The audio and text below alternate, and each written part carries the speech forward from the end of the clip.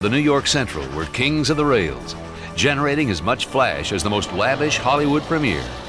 Discover why as we climb aboard the New York Central.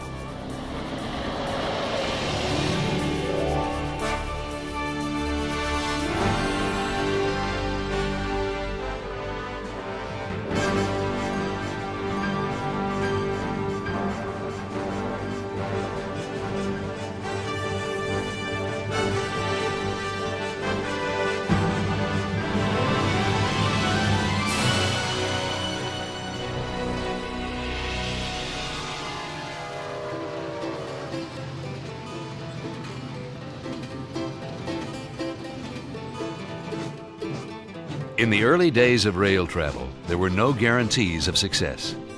Some railroads lived and died in obscurity, serving towns with names like Meridia, Clinchfield, and Amoskeag. But the New York Central was born to be a star. Formed in a merger of 10 fledgling railroad lines, it would grow to maturity in the shadow of the mightiest city in America, New York. The massive line eventually spanned half a continent, linking Boston, New York, Cleveland, and St. Louis. The Central's luxury trains became a playground for the rich, and the mighty railroad itself was the plaything of the obscenely rich. Business giants such as Cornelius Vanderbilt and bankers like Jay Gould would compete to possess the most famous railroad in the world. The New York Central's fame stretched beyond its trains. The railroad built a series of glittering stations, with Grand Central Terminal in New York City as its crown jewel. But in the beginning, the railroad was merely a 17-mile solution to a small-town problem.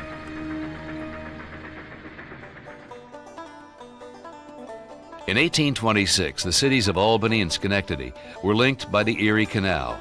The 40-foot wide canal was an immediate economic success, setting off a trade boom in every city it touched. But there was a problem. The river route between these two cities was nearly 40 miles long. It was a very slow process getting between the two cities by canal boat, so that it was easier to go overland. Originally that was by stage line, and then this early railroad was built to form the connection between the two cities and provide a much faster service. Rail service on the Mohawk and Hudson began on August 9, 1831, climbing the hills between Albany and Schenectady at nearly 15 miles per hour. The railroad was a huge success. Travel-hungry New Yorkers eagerly embraced the idea of travel by rails. The Mohawk and Hudson success sparked the construction of more railroads in the area, and it all but shut down the 5-year-old Erie Canal. By 1841, one could travel from Albany, New York to Buffalo entirely by rail, but not on one railroad. The 300-mile journey was haphazard at best, and at its worst, nearly impossible.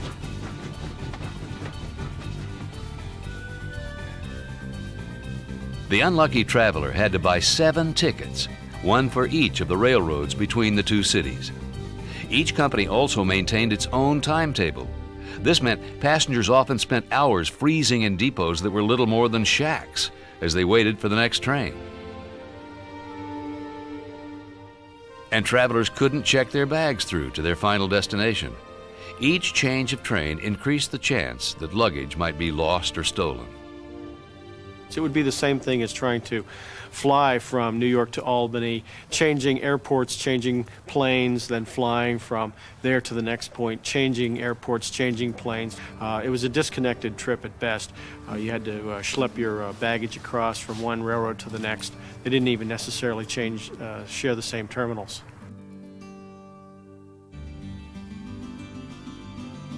Consolidation of the separate railroads was the answer.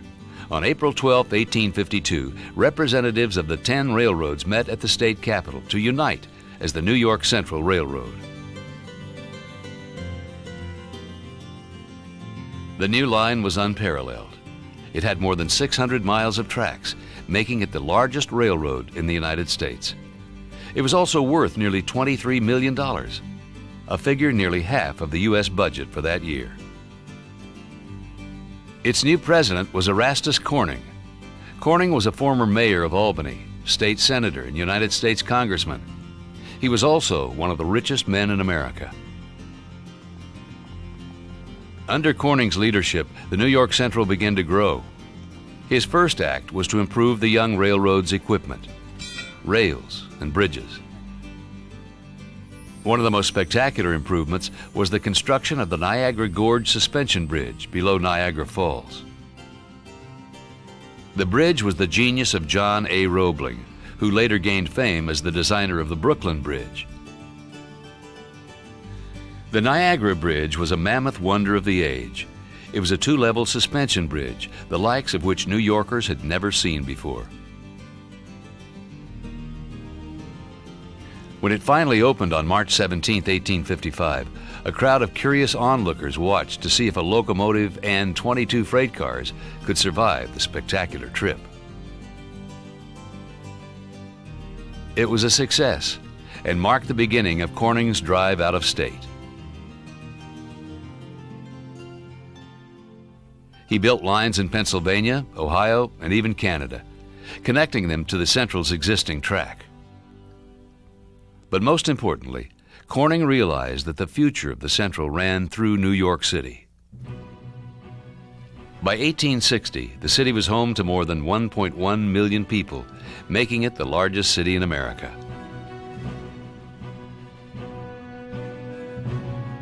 New York City already had two homegrown railroads, the Hudson River Railroad and the New York and Harlem Railroad. Both were small-scale operations. The Hudson River Railroad was near bankruptcy. It ran nearly empty during the summer, gaining passengers only when the Hudson River froze solid. The New York and Harlem was a street railway that used horses to pull its cars until 1837. Both struggling railroads had recently been taken over by a 70-year-old steamboat man named Cornelius Vanderbilt. His was a true rags-to-riches story. As a very young man, he was born on Staten Island, and I think he was about 16 years old when he went into the boat business with a little boat that he ran across New York Harbor, and one boat led to another, and he pretty soon had a tremendous system of steamboats on the rivers and the waterways of the Northeast, and even had ocean-going ships as part of the Vanderbilt empire. By 1853, Vanderbilt's worth exceeded $11 million and earned him the nickname Commodore. Vanderbilt was an unlikely railroad baron. His first experience aboard a train had ended in disaster. The one and only time that Commodore Vanderbilt actually took a train ride, the train was involved in an accident, and he said he would never ride another train as long as he lived. In 1857, he even told a friend, "Bring me a steamboat and I can do something, but I won't have anything to do with your damn railroads." But money was money. When Vanderbilt saw the opportunity to make some with those damn railroads, he took advantage of it. In 1867, Vanderbilt acquired the New York Central in one of the first hostile takeovers in history.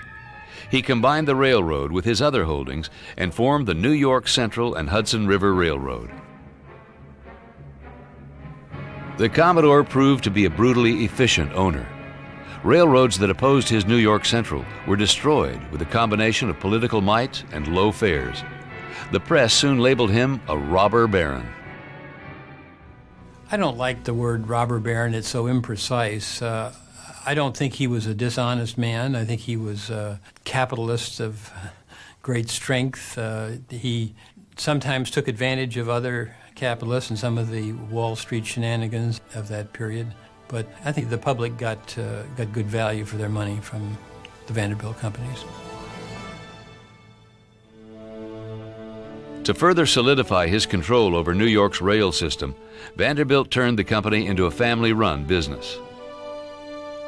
One of his very first actions was to appoint his son, William K. Vanderbilt, to the board of directors.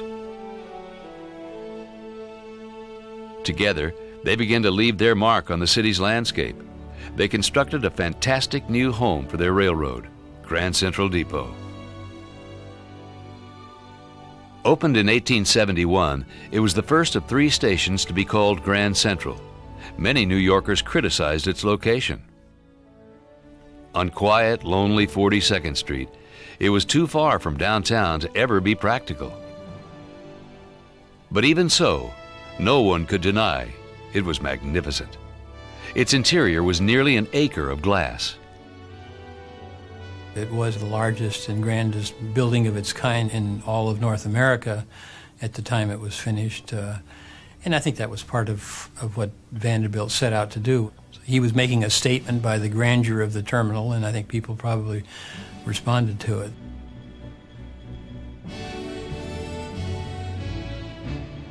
Grand Central Depot was the #2 tourist attraction in the United States, surpassed only by the United States Capitol.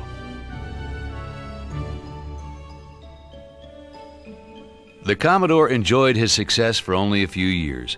He died in 1877. He left his $100 million fortune to his son and 2 grandsons. His wife and 8 daughters were given almost nothing. Cornelius Vanderbilt's passing ushered in a new age for the Central, with his son William in control. By 1882, the New York Central would reach out westward, reaching Chicago and St. Louis. That expansion sparked a bitter war with the Pennsylvania Railroad, a battle that would rage for nearly 100 years.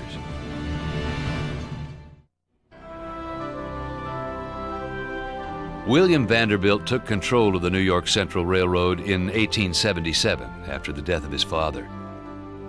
He immediately turned his attention to the west.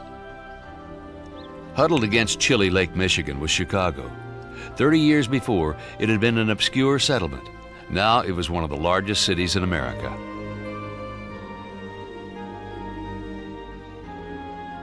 Chicago was the center, the vital hub of rail traffic, moving products through a newly industrialized America. For the past 50 years, Chicago had been a major shipping port. By the 1870s, it had also become the railroad capital of the world. Midwestern railroad giants like the Chicago and Northwestern rubbed shoulders with growing southern lines like the Illinois Central Railroad. William Vanderbilt was determined that the New York Central would share in this shipping boom, and he was prepared to fight for it. The New York Central was called the water level route because it followed the Hudson River Valley north out of New York City, and then across New York State, the Hudson, the Mohawk Valley, and then the Great Lakes all the way to Chicago. So it really had no mountains to cross. Its rival was the Pennsylvania Railroad. Unlike the New York Central's water level route, the Pennsylvania had to cut its tracks through the rugged Allegheny Mountains.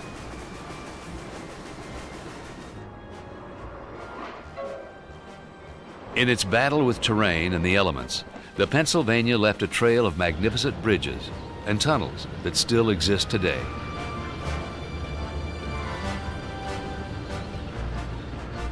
With these monuments to their will, the Pennsy eventually conquered Pennsylvania and looked to the west towards expansion. Standing in its way was the New York Central. For the Pennsylvania, the Central was one more obstacle to be crossed or destroyed. It's hard ever to really think about the New York Central without thinking about the Pennsylvania Railroad at the same time. I think both railroads, in a way, define themselves in comparison to the other.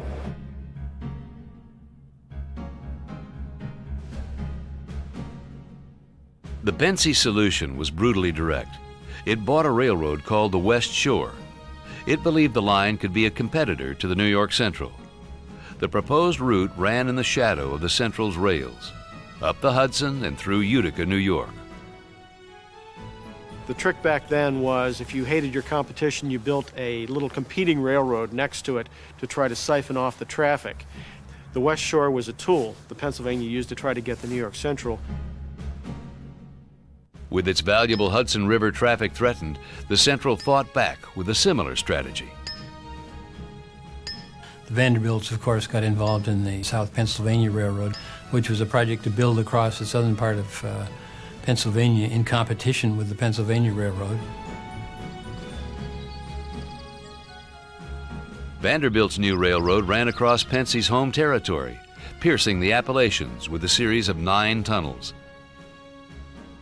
the largest of which was nearly 6,700 feet long, more than a mile.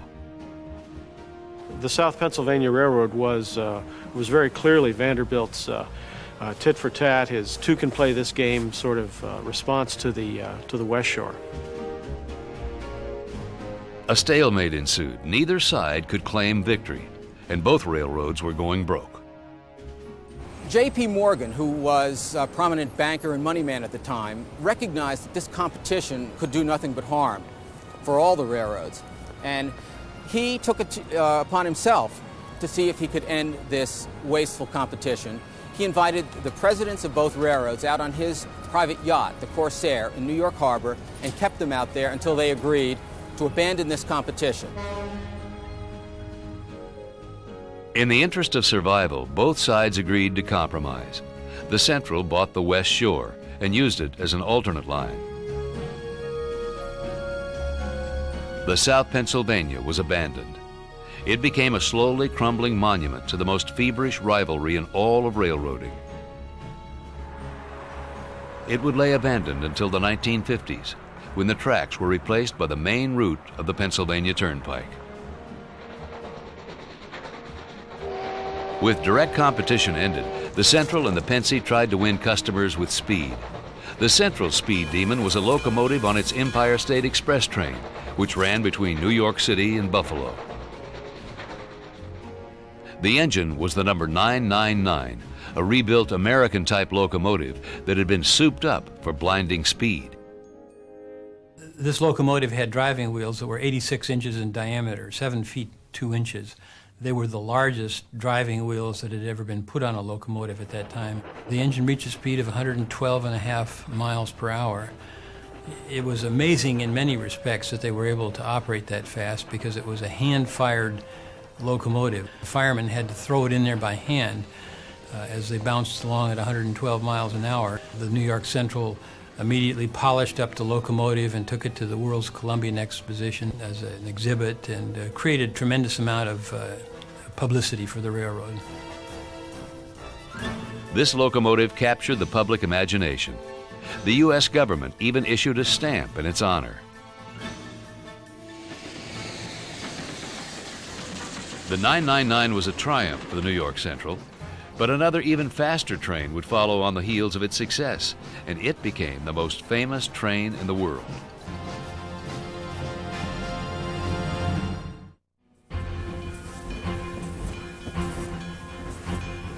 In 1902, the New York Central upgraded its New York to Chicago run.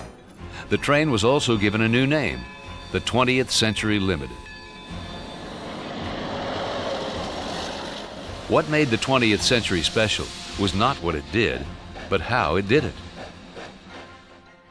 It was not the first train to run from New York to Chicago.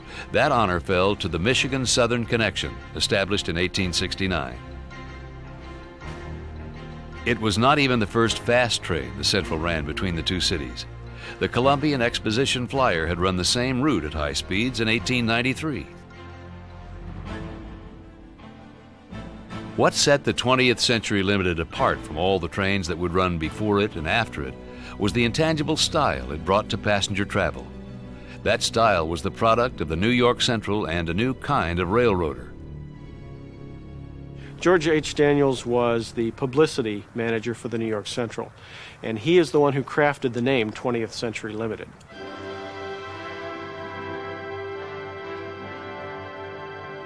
Daniels knew the importance of selling the hard way. He had been a patent medicine salesman.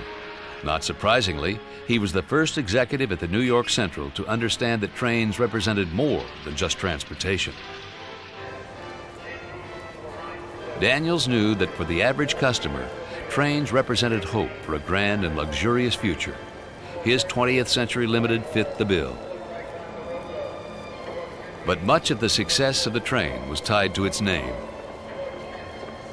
I think for many people, when they think of the New York Central, they think of the 20th Century Limited.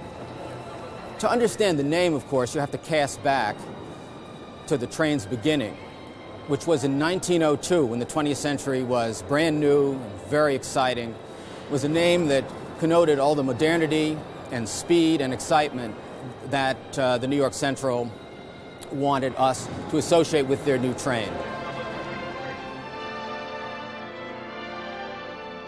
The name promised a bright and limitless future. The New York Central was ready to deliver on that promise. It did so with unsurpassed comfort and convenience. The Century was a rolling hotel, the likes of which the public had never seen. There was a valet on board, there was a stenographer on board, there were radio, stock reports, newspapers on board, all in the era before modern conveniences. The traveler could also receive a straight razor shave at 80 miles per hour, coupled with some of the highest quality service ever available on the rails. The Century was the Concorde of its day, a place both to see and be seen. And there were plenty of celebrities eager to do both. The 20th Century Limited later became the shortcut from the Great White Way of Broadway to the silver screen of Hollywood. Ginger Rogers and Spencer Tracy were both frequent guests. The Century even became a star in its own right. In addition to headlining in a series of New York Central produced features, it would also have supporting roles in several Hollywood blockbusters, including North by Northwest. It also helped christen a new home, Grand Central Station. The old depot was swept away in 1900. Its replacement set new standards for size, efficiency, and most importantly, beauty. The construction of Grand Central Station marked the final emergence of 42nd Street, from sleepy outskirt to the glittering center of Midtown Manhattan. Now, boarding the 20th Century was as stylish an experience as riding it. But more importantly, there was the train's speed. The Century made the 960-mile trip between New York and Chicago in just under 20 hours. That meant the train traveled an astounding 80 miles an hour.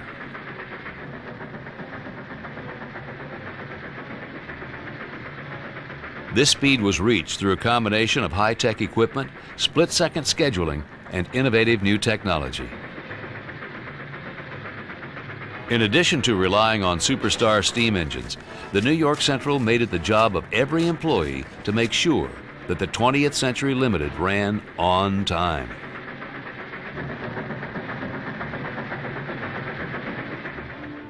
Freight trains sat on sidings for hours, just to ensure that the Century and the other members of the Great Steel Fleet arrived in Chicago by dinner time. The New York Central claimed that people could set their watches by the urgent whistle of the 20th Century passing by. The 20th Century's style, grace, and raw speed represented an irresistible challenge to the rival Pennsylvania Railroad. Within a year of the 20th Century's launch, the Pennsylvania christened its own Ultra Deluxe Limited train. The Broadway Limited was the Pennsylvania Railroad's answer to the 20th Century, and it was a very comparable train. The idea was we can do just as good as the New York Central. Like the 20th Century, the Broadway Limited was a masterpiece. And it's kind of interesting, as an aside, to recognize that when we hear the name Broadway Limited, immediately associated with New York's Great White Way, Times Square, sophistication. The Pennsy didn't have that in mind at all when it named its train the Broadway Limited.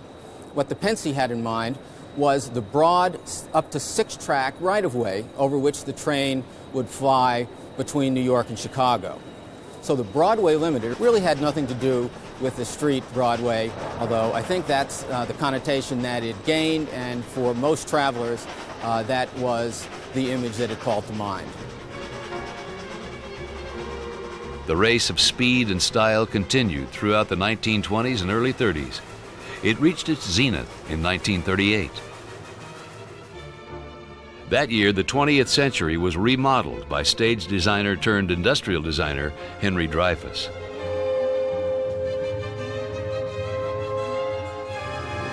For most of their trip, the 20th Century Limited and the Broadway raced hundreds of miles apart, but that changed when they reached Chicago. Well, of course, the race was on, and you would go just as hard as you could go. If you were the fireman, you knew you had to be ready, because that engineer wasn't going to let them pass him. And they would pick up a little faster than we did, but we had the huge drivers, and once he got them running, there was no way they were going to win, because we would leave Englewood Station, and we'd pass the drawbridge of South Chicago. We were going 85 miles an hour through the drawbridge, and we had him beat every time. A journey on the new 20th Century Limited began on the most opulent stage yet, the new Grand Central Terminal. Completely rebuilt in 1913, the terminal was a mass of harmonious contradictions. Massive, yet intimate. Monumental, yet supremely functional. There are so many ways of talking about the greatness of Grand Central Station. After all, here is a 48-acre train yard in the heart of a city that has been inserted into the fabric of the city so skillfully that it's totally invisible. Another way of talking about the greatness of Grand Central Station, though, is the impact it has on each person who moves through it. All the people moving through that space really are moving almost in a dance pattern, in harmony with each other. As passengers traveled down to the twin fan of tracks, they entered another world. They had this wonderful red carpet that they rolled out down the platform when it was time to load the Century, and you would probably have seen any number of celebrities boarding the train and photographers recording their departure. But the pop of flashbulbs, as Hollywood mingled with Wall Street, was just the beginning of a traveler's experience. Before the train even pulled away from the gate, the luxury began, with a round of cocktails in the observation car. This would be followed by a stylish dinner in the dining car. After dinner, the dining car went through a transformation. Concealed lights illuminated the car in a soft, rosy glow as music played from concealed speakers. The dining car became a club car, known as Café Century. At the head of the train was the Century's mighty Hudson engine, streamlined to the point of being sculpture. It gave the train an elegant and modern look.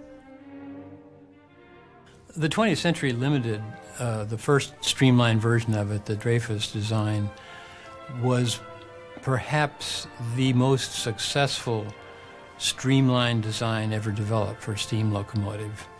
It was a steam locomotive, there was no question. They didn't try to hide it under a shroud and make it look like something else. It was a steam locomotive in all of its glory, but it also had this futuristic look with that great dome on the front end and the big headlight that stood out there. It seemed the magic of the Century could go on forever. But the train's promise of a future filled with elegance was soon to be sidetracked with the coming of the Second World War.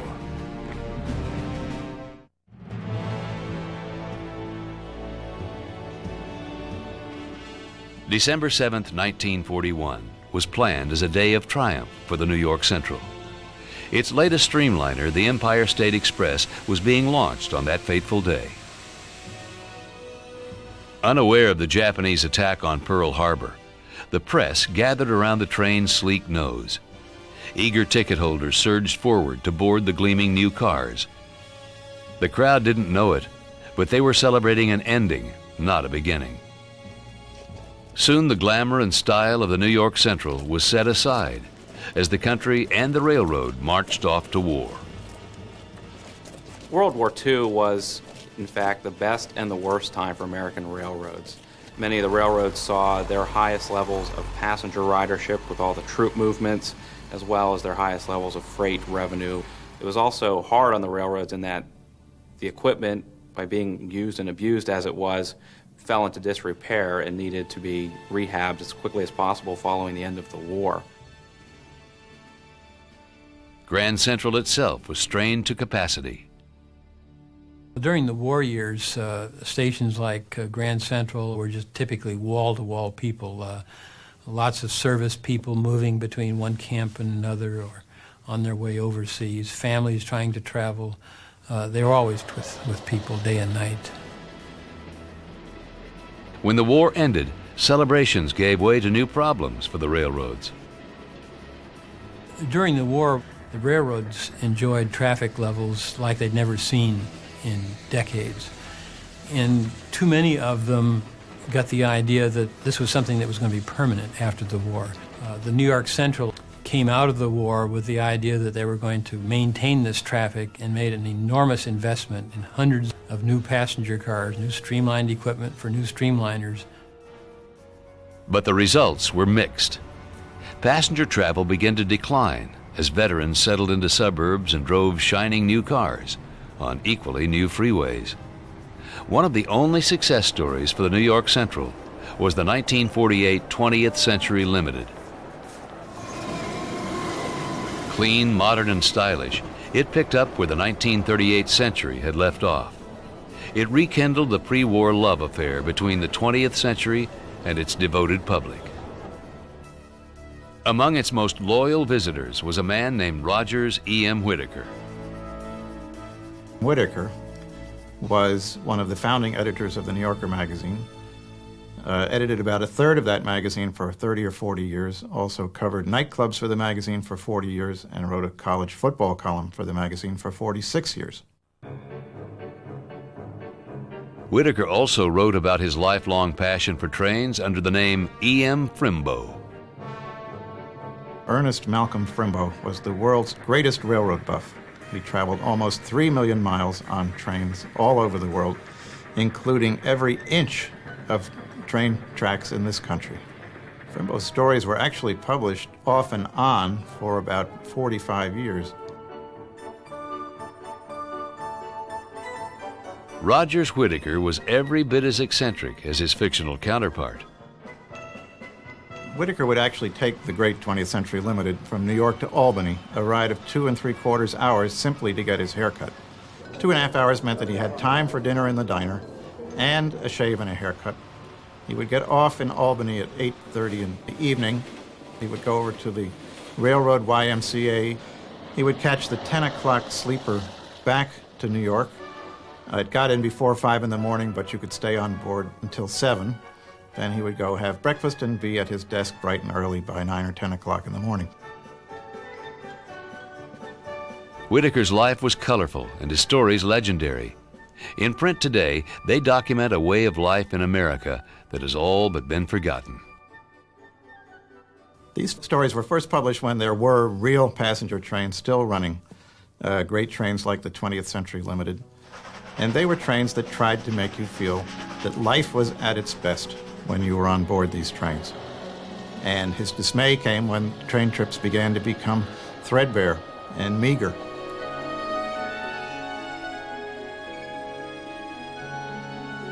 Whittaker passed away in 1981. All told, he traveled an incredible 2,748,674.73 miles by train. None of these were more remarkable than the last 37. Rogers' ashes were taken by his friends and family on a final trip via rail. At 10,000 feet, the Cumbres Pass is the highest point railroads reach on this continent. Whittaker's ashes were poured from the bridge and drifted down, mingling with the coal dust and smoke of the railroads he loved. Unfortunately for the post-war New York Central, the love of devoted travelers like E.M. Frimbo was not enough. The modern world was packed with new challenges. Highway construction was at a historic high, and the allure of fast, cheap air travel was increasing. The last days of rail travel were in sight. But the New York Central wouldn't give up. It set out to make one final play for passengers with some of the most innovative designs ever seen.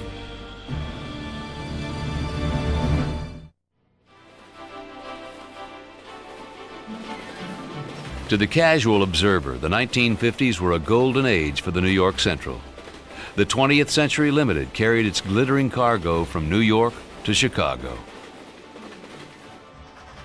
Pacemaker freight trains rocketed from Boston to St. Louis.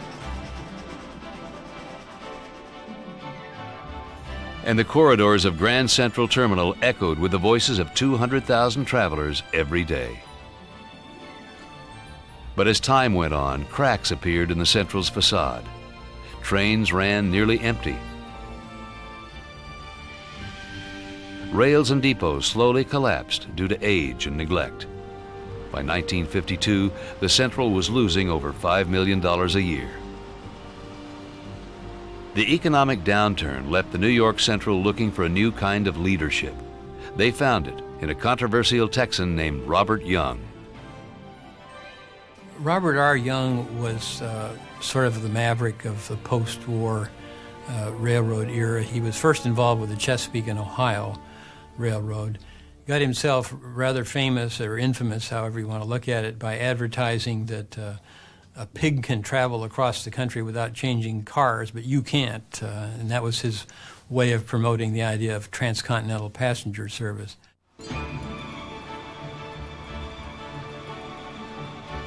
It was Young's monumental task to bring the New York Central back into the black at a time when U.S. railroads were losing over $670 million annually.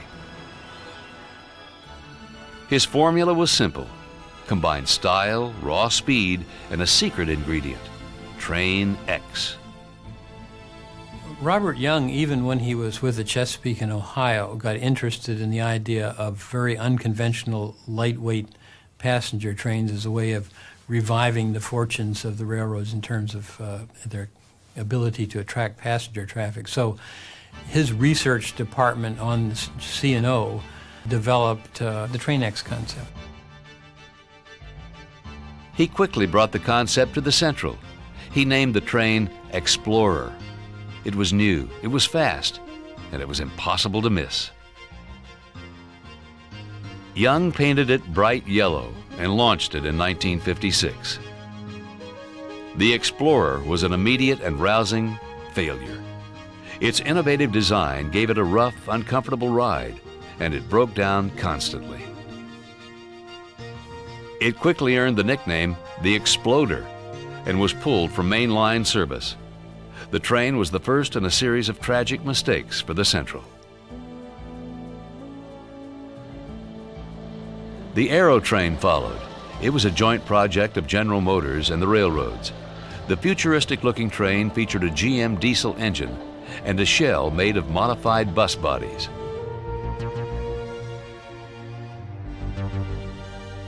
Like Train X, it was bold, innovative, and uncomfortable. The interiors were plain and the bus frame suspension poorly suited to rough New York Central tracks. In desperation, the New York Central even tried to enter the jet age.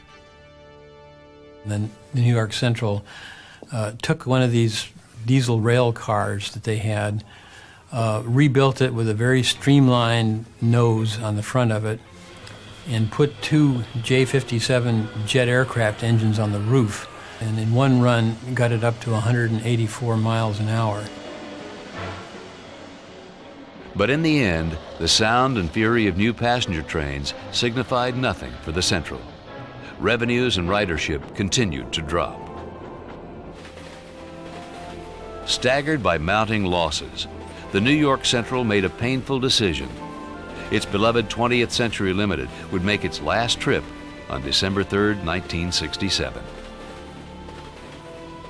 I made the last run of the 20th Century Limited only because I had an agitated phone call from Frimbo the day before. It was a secret that the 20th Century Limited was coming to an end. The New York Central Railroad was so embarrassed that its most famous train, that the most famous train in the world was being withdrawn from service, that they refused to announce it. But Frimbo had his ways and heard about it.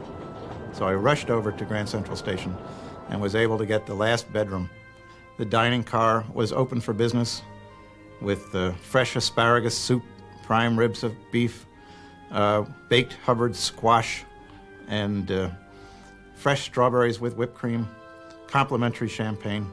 It was an elegant affair. But the final voyage of the 20th century is remembered for more than its luxury.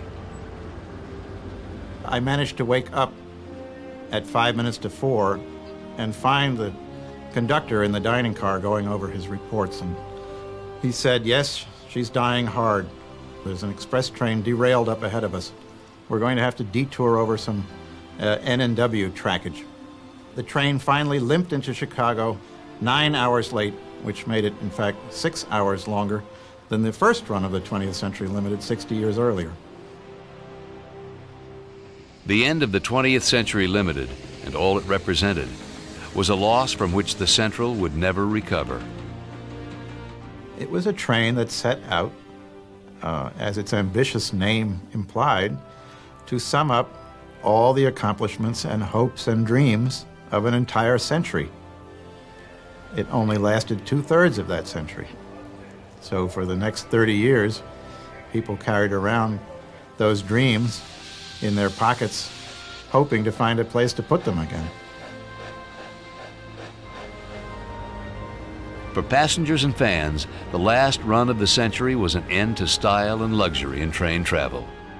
For the employees of the New York Central, it was the end of an era. It was a sorrowful time because we see something that we had just come to think would never happen, that we would see the day when the 20th Century Limited didn't run, because all our lives on the railroad, that had been the big thing, on time.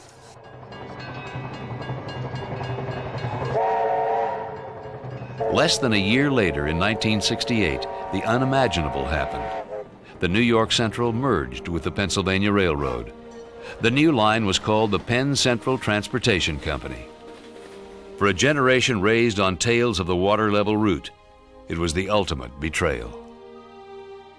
I think you could say it was unthinkable that these two arch rivals should actually join forces and create one railroad. What they ended up doing is simply putting together their weaknesses and making a new railroad with weaknesses that were even bigger than either of the two predecessors. In its second year of combined operation, the Penn Central Railroad lost $12 million. The Penn Central merger was kind of a unique merger because it was not a merger of two end-to-end railroads, but rather a merger of two parallel lines. They were duplicating a lot of the services to a lot of the same cities. It just was an ill-conceived merger from the start and was doomed to failure. Weakened by the flood of red ink, Penn Central ceased operation in 1970. Passenger routes went to Amtrak, and the New York Central's freight lines became a part of the consolidated rail lines known as Conrail. 20 years ago, the story of the New York Central would have ended with collapse.